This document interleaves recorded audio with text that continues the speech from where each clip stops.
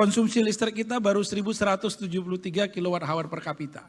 Average dunia sudah 3.081. Artinya apa? Kalau lihat dari indikator itu, kita tuh masih tertinggal. Kalau agregat GDP kita masuk G20, oke, kita average. Besar karena penduduk kita besar Pak, GDP kita tinggi. Tapi kalau kita lihat per kapita kita belum sampai 5.000 US dollar kan per kapita gitu. Kita baru 1.173 kWh per kapita. Ini kalau kita gambarkan harga listrik 1.500, berarti kali ya 1.173 ya pengeluaran per orang per tahun Pak ini. Ya per tahun ya. Jadi kira-kira 1,8 juta bagi 12. Pengeluaran rata-rata listrik Indonesia itu 150.000 market. Berapa pasar yang butuh terhadap produk nikel kita? Pada fase mana dia butuh? Itu industrinya harus dihilirkan. Sehingga added value dari industri itu bisa kita ekspor. Nilai tambahnya menjadi tinggi. Enggak seperti sekarang, mohon maaf, dikuapling begitu banyak. Salam sejahtera buat kita semua. Yang kami hormati ini terutama moderator yang very energik, teman-teman pembicara. Kemudian para pengurus Perta AB ya, saya tadi ada peketua, penasehat, para undangan yang lain yang menyenangkan di energi ini. Saya lihat ada perbankan mandiri ya. Saya sangat respect, ada perbankan udah mulai masuk di sektor energi. Ini suatu yang menggembirakan saya kira. Jadi saya ingat Pak Mandiri ya Pak Res, waktu saya di DEN, saya diskusi juga sama teman-teman BI. Apa sih rencana pengembangan energi dampak terhadap sektor perbankan?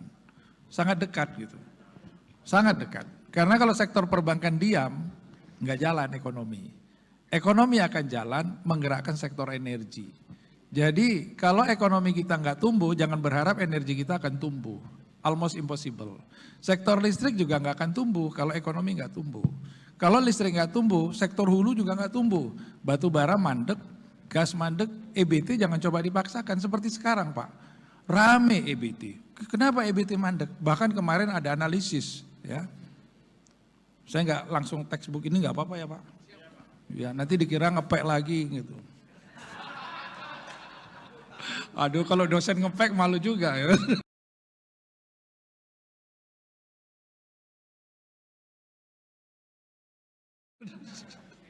Jadi ada kemarin, mohon maaf ya Mas, bukan Bapak tapi katanya statement Menteri bingung Pak Menteri SDM. Siapa sih yang mikirkan 23% EBT nggak bisa dicapai? Saya waktu mikir itu saya aneh pada yang bertanya. Yang memutuskan sampai disebut-sebut tinggalannya Pak SBY. Enggak, dulu yang memutuskan 23% itu adalah komitmen semua. Termasuk Pak SBY, bekas-bekas Menteri ESDM sebelumnya, termasuk dari Bappenas, Kementerian Keuangan, sektor perbankan. Kita mau menuju Indonesia yang maju. Target kita di 2025 adalah konsumsi listrik itu enggak tinggi-tinggi, 2.500 kWh per kapita Pak. 2.500 kWh per kapita. Target kita gitu ya. Sehingga pada saat itu nanti kita akan butuh pembangkit kira-kira 136 gigawatt. 23% bisa diisi EBT. Kenyataannya sampai hari ini konsumsi kita cuma baru mencapai 1.173 kWh per kapita. 1.173 kWh per kapita. Karena ini expert ahli mudah mencerna. Saya yakin bahasa itu akan mudah dicerna, ya kan Pak? Jadi yang nggak jalan, skenario kita dulu, ekonomi di 2012 itu harapannya bisa tumbuh 6-7% sebagai negara berkembang. Jadi waktu diskusi panjang lebar, termasuk ada bekas bos beliau waktu itu Pak Agus Martowardoyo, kita sepakat itu ya, beliau Menteri Keuangan untuk berbicara itu. Bisa dicapai nggak? The way of thinking kita berubah, maka the way of action bangsa ini harus berubah kalau mau maju. Kalau BAU nggak jalan, itu kita bahasa kita. Jadi sektor hilir kita nggak jalan Pak. Kalau bapak-bapak lihat dari sektor data kelistrikan, prihatin Pak. Pelanggan PLN yang pelanggan TT 30 mega ke atas itu kurang dari 180 pelanggan industri berat kita. Jadi kita bisa bayangkan 30 mega itu kelasnya Angkasa Pura, itu 35 mega, 40 mega. Jadi industri-industri raksasa kita kecil. Akibatnya apa? Ya gambaran ekspor kita nggak akan maju daripada sektor industri kita. Yang ada adalah barang masuk dari luar. Siapa yang salah menciptakan barang masuk dari luar? Emang bangsa kita yang bodoh? Kalau menurut saya bangsa kita nggak bodoh. Nggak mampu mengubah sumber daya manusia kita menjadi human resources, menjadi human capital. Itu nggak terjadi. Sampai sekarang Pak, banyak anak-anak LPDP yang dipilih, yang pintar-pintar sekolah ke luar negeri, pulang nggak bisa apa-apa. Apa yang salah? Tapi waktu dia kerja di Eropa, dia kerja di Amerika, dia kerja di Jepang, mencari $7.500 sebulan, dia mudah. Karena high level knowledge dia. Tapi pulang nggak bisa apa-apa. Siapa yang salah? Maka kemarin saya sempat menyampaikan kepada teman-teman politisi, tolonglah kalau mengambil keputusan, jangan yang berkuasa merasa paling benar dan paling tahu. Tapi hak mengambil keputusan itu gunakan sebaik-baiknya dengan suatu roadmap yang jelas untuk menuju lebih baik. Otoritas itu manfaatkan sebaik-baiknya. Jangan merasa benar sendiri, ngambil keputusan nggak bisa dianalisis. Seperti halnya itu Pak, Perpres 112. Perpres 112 menurut saya suatu kesalahan yang berat. PLN nggak boleh bangun PLTU. Dan PLT harus dihapuskan. Emangnya kita listrik mau pakai apa besok? Saya memang mendukung EBT, tapi kita listrik mau pakai apa Pak? Sekarang Mbak lompatin aja Mbak, saya mau kasih data listrik. Terus ini cerita dulu enggak? Ya ini udah teman-teman udah tahu lah syarat-syarat listrik ini terus. Saya mau cerita data. Ya ini mundur sedikit. Lah ini teman-teman ekonom tahu. Kalau listrik ada secara konseptual akademik, ini saya hanya merefer Pak, dari berbagai negara. Apa? Hilirisasi sektor cukup, lapangan kerja tercipta, keunggulan kompetitif, pengembangan teknologi, penyediaan produk domestik, mengurangi impor, bisa meningkatkan ekspor, menggerakkan investasi, ketahanan nasional kalau ekonomi kita baik, ya kewibawaan pemerintah, stabil sosial politik, harga dan martabat bangsa. Ini indikator instrumen yang bisa kita pakai. Lanjut. Nah, kita itu, ya Bapak-Bapak bisa lihat, konsumsi listrik kita baru 1.173 kWh per kapita. Average dunia sudah 3.081. Artinya apa? Kalau lihat dari indikator itu, kita tuh masih tertinggal. Kalau agregat GDP kita masuk G20, oke, kita average. Besar karena penduduk kita besar Pak, GDP kita tinggi. Tapi kalau kita lihat per kapita kita belum sampai 5.000 US dollar kan per kapita gitu. Kita baru 1.173 kWh per kapita. Ini kalau kita gambarkan harga listrik 1.500, berarti kali ya 1.173 ya pengeluaran per orang per tahun Pak ini. Ya per tahun ya. Jadi kira-kira 1,8 juta bagi 12. Pengeluaran rata-rata listrik Indonesia itu 150.000. Artinya apa? Bapak bisa bayangkan bagaimana kehidupan rata-rata masyarakat Indonesia dengan mengeluarkan biaya listrik 150.000. Nanti saya kasih data Bapak ini termasuk kelompok elistis yang luar biasa untuk Indonesia. Lanjut. Nah ini Pak, ini saya selalu bawa data Cina. Supaya itu menjadi komparatif buat kita. Ya, supaya menjadi komparatif buat kita di bidang EBT. Cina itu di tahun 2021 ya. 2000 tahunnya nggak muncul ya. Mbak itu aduh nggak kelihatan ya. Jadi itu yang ujung Pak 2021, 20, ini 2015 itu dia baru 1.378 giga. Di 2021 pembangkitnya sudah 2.376 giga. Setiap tahun Cina membangun 150 giga. 150 giga Pak, kalau 1 giga 25 triliun, 150 kali 25 triliun. Berapa ribu triliun setiap tahun investasi untuk pembangkit. Kalau itu 25 triliun ya, kalau generik kita ya 1 giga 25 triliun lah. Ini berapa? Kemudian konsumsi produksi 8.376 terawatt hour, bandingkan kita baru sekitar 300 terawatt hour untuk 272 juta. Konsumsi per kapita dia sudah mencapai angka 6.700.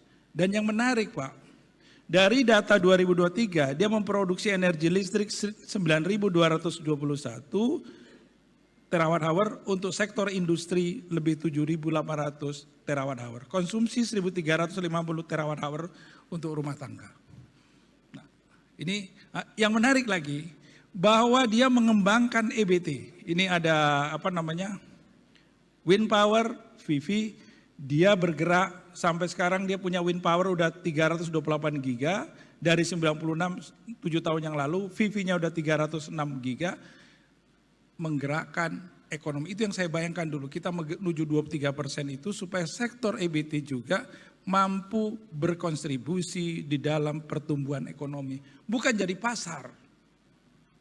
Kemarin TV One juga saya sampaikan, kalau kita berpikir mau jadi green, mengakselerasi, kemudian kita impor, kita jadi pasar, ngapain kita susah-susah mengeluarkan kebijakan fiskal, ngasih kredit yang hidup negara lain. Kita cuma pakai, bangga kita? Enggak lah. Saya kritisi juga JETV. JETV yang diagung-agungkan sampai Perpres 112 dipaksa keluar menurut analisis saya Pak ya. Karena kita mau, seolah-olah kita mau lari jadi negara yang komit terhadap net zero, ternyata JETV setelah dipelajari, oke, gua kasih, tapi hutang, cuma 3% gua kasih free. Lainnya hutang komersial dan minta fasilitas. Konsultan mereka, nanti infrastruktur mereka, minta privilege aset, kita bayar. Mereka pintar Pak. Terus, di mana kecerdasan kita? Kalau sebagai dosen kan boleh Pak, saya cerita sama mahasiswa saya Pak, ini bukan mahasiswa, saya nggak cerita Pak ya. Ya, lanjut Mas. Nah ini Pak ya, mimpi kita dulu di 2025 itu kita mau mencapai 2.500 kWh per kapita Pak. Mimpi kita itu. Tapi harapannya sektor hilir kita tumbuh. Di mana sektor hilir kita tumbuh adalah sektor industri yang menjadi penggerak untuk ekonomi kita supaya tumbuh. Kalau hilir kita tumbuh, ini sampai 2050 Bapak Ibu ya. Kita masih punya keyakinan berdasarkan skenario bahwa batu bara kita itu masih kira-kira gas batu bara coklat masih 25% batu bara kita sampai 2050. Energi bersih kita 31%. Artinya kami sampai sekarang, saya sampai sekarang hari ini, kalau di 2050 kita nggak ada batu bara, saya nggak tahu cara menghitungnya. That is the question. Pertanyaan saya. Jadi kalau ada yang bilang kita mau hilangin batu bara di 2050, saya kalau ditanya saya nggak tahu cara ngitungnya. Artinya kalau sekedar ngitung bisa Pak, bikin simulasi bisa. Tapi realitas berdasarkan sumber energi yang tersedia untuk menggantikan itu berdasarkan privilege teknologi sekarang, bisa apa tidak? That is the question. Yang tidak berdampak terhadap cost, terhadap sustainability. Tapi kalau terhadap cost berdampak, ya berapapun bisa kita adain. Syarat energi 3, secure, sustain, economic. Economic menjadi priority, nggak bisa kita paksakan. Kenapa sekarang negara-negara Eropa krisis Ukraina balik lagi ke batu bara? Kenapa nggak dia mengandalkan angin dan matahari? Karena cost. Kenapa Jepang kembali ke nuklir? Karena waktu terjadi Fukushima, dia lari ke matahari. Ternyata energi matahari tidak mampu mengcover seluruh cost yang harus ditanggung dari dampak nuklir. Maka nuklirnya dihidupkan kembali. Jadi faktor ekonomi menjadi penting. Nggak bisa enggak Pak. Jadi itu menjadi penting gitu ya. Jadi kalau dipaksain kita green, oke, green. Hari ini Pak, Cina tadi growth ya. Cina nggak ada konsep retirement PLTU Pak. Nggak ada, dia udah 1000 giga. Kita baru 60-an giga, kita udah mau mikir retirement PLTU. Sementara kita masih konsumsi per kapita rendah. Jadi saya kalau ditanya itu, gimana Pak? Saya nggak bisa jawab, saya nggak ngerti cara berpikirnya gitu. Saya nggak ngerti. Ya, saya nggak ngerti. Pak Tumira nggak dukung. Iya dukung, kalau nggak ngerti cara berpikirnya, how to solve the problem, gimana mendukung konsep itu gitu. Lanjut. Nah ini target lanjut Pak. Nah faktor kunci percepatan transformasi energi sebenarnya ada 6, ada teknologi, financing, investment, policy framework. Jadi ketiganya itu harus ada Pak. Jadi teknologi maksudnya industrinya ada enggak? Infrastruktur yang mau sebagai uptaker enggak? Policy framework kita gimana untuk mendukung kemudian masalah financing dan investasi.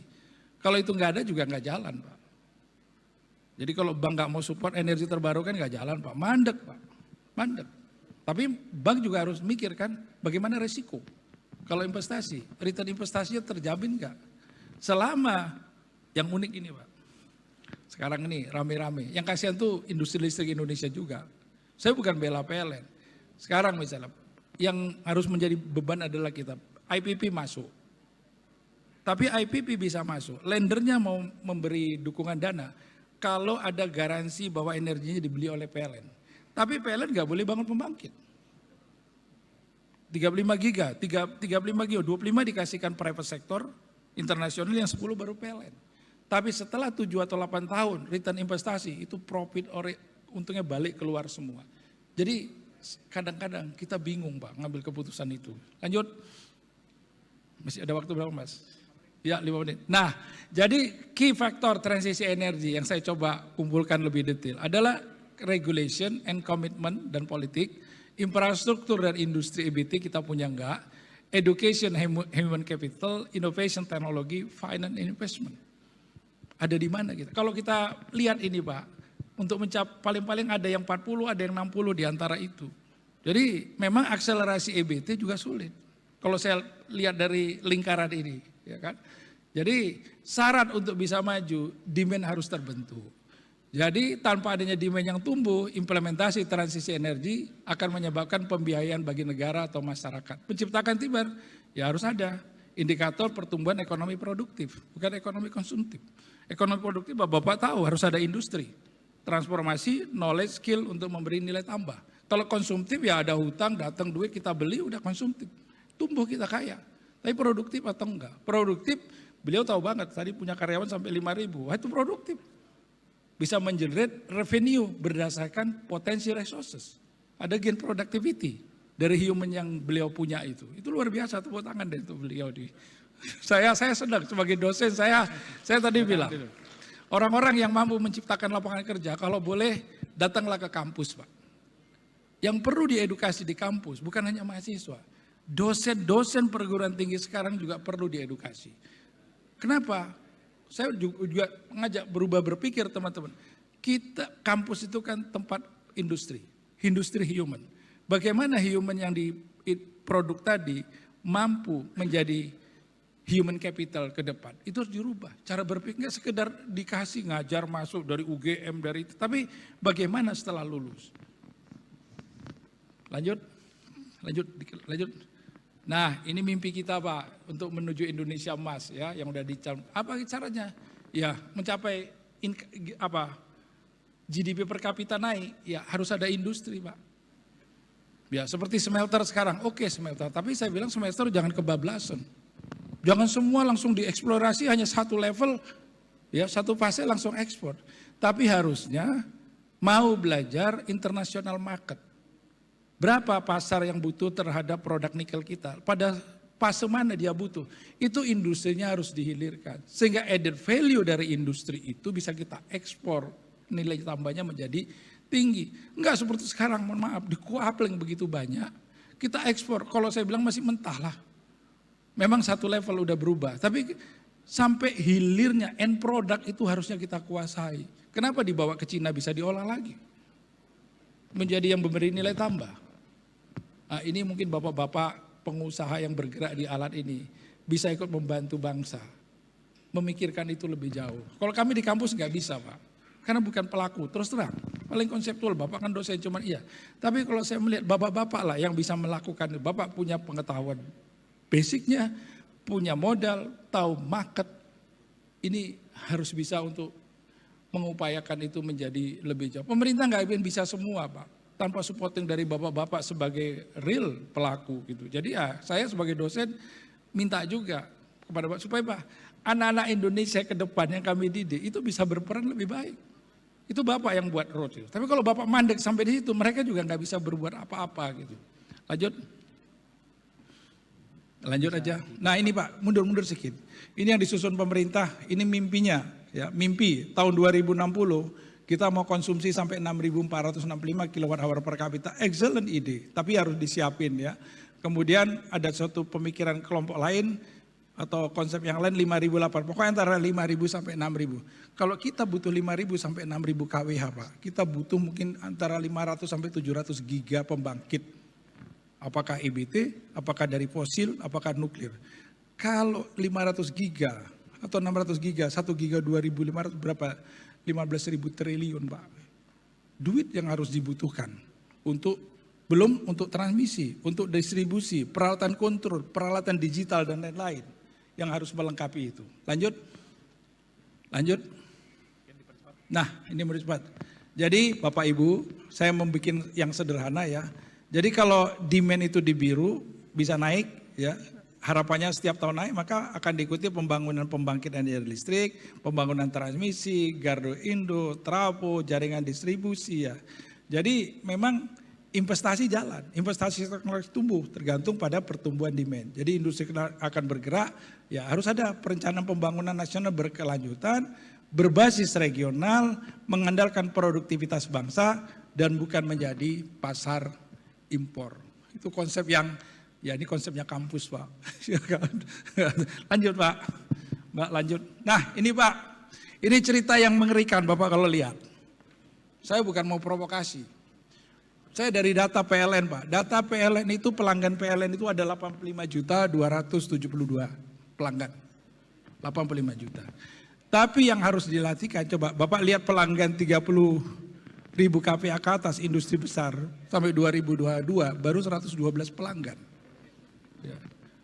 Kemudian yang sedih kita Pak, R1 450 PA, 450 watt itu ada 24 juta. 24 juta Pak. Jadi kalau 24 juta satu pelanggan itu 4 orang. Jadi masyarakat kita ada 80 juta masih hidup 450 watt. Bapak bisa bayangkan listrik 450 watt kehidupannya seperti apa? Seperti apa Pak? Ya. Kemudian yang R1 900 ada 34 juta. 34 juta yang 900 watt. Itu ya agak sedengan. Ya. Ya tipe 36 lebih. Kemudian yang 900, yang 1312. Jadi ada pelanggan listrik kita yang 34 tambah 24 itu 60, 70. 72 juta Pak itu 1300 watt ke bawah. 72 juta pelanggan. Jadi kalau kali 4 ya atau kali 3 200-an juta itu ya dengan hidup 1300 watt. Bapak nggak bisa membayangkan 1300 watt hidup Bapak. Kemudian kelompok elit Indonesia, ya saya anggap 2.200 watt ke atas, PA ke atas, itu ada pelanggannya 3 juta, yang 5.500 ya sekitar 5, mendekati 6 juta baru Pak. Yang 2.200 watt langganannya ke rumah di atas. Jadi kalau 6 juta kali 4, penduduk kita itu ya kira 25 sampai 28 juta yang hidupnya boleh dibilang nyaman. Jadi Bapak yang ada di sini itu kelompok ini. Saya yakin insya Allah. Ya kan? Ini fake Pak. Ini betapa berat kalau menurut saya menggerakkan ekonomi, bagaimana menggeser kelompok pelanggan 450 watt bisa naik 2.200. Ini pekerjaan kita semua. Yang gak semudah itu diucapkan oleh calon pemimpin kita mau menggerakkan ekonomi. Saya bilang, kemarin kok mau menggerakkan ekonomi? Gimana menuju Indonesia emas? Roadmap. Jadi kalau ini teman-teman Perta Abi ala-ala berat, saya coba mengusulkan konsep. Mungkin enggak kita negara kelautan, kita kembangkan industri maritim Pak. Industri maritim, Bapak udah pengalaman ala berat kita bangun industri kapal. Kapal untuk nelayan, kapal untuk antar pulau. Kalau nelayan kita bisa bagus, laut kita itu ikannya nggak habis-habis. Setiap musim di tropis itu mesti ikan jalan terus. Ada nggak kita kembangkan industri maritim, industri kapal sebagai baseline kita? Kalau industri kapal tumbuh, industri baja tumbuh, industri permesinan tumbuh, industri digital juga akan tumbuh. Itu adalah potensi kita. Untuk mendongkrak sektor lain. Bapak-bapak punya pengalaman itu dream Pak. Karena kita negara maritim, masa kapalnya beli terus dari luar, enggak kita bikin. Kalau itu kita dorong, baja tumbuh, mesin tumbuh, teknologi digital juga akan tumbuh dan berkembang.